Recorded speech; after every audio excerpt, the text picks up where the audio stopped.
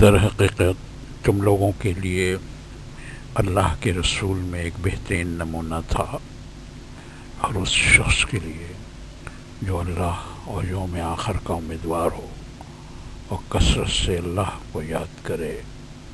سورہ احزاب آیت نمبر 21۔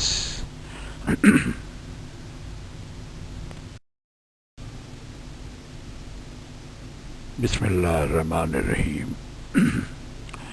مسلم شریف حدیث نمبر 6517، حضرت نواز بن سمعان رضی اللہ عنہ سے روایت کی، کہا میں 1 سال تک رسول اللہ صلی اللہ علیہ وسلم کے ساتھ مدینہ میں مقیم رہا۔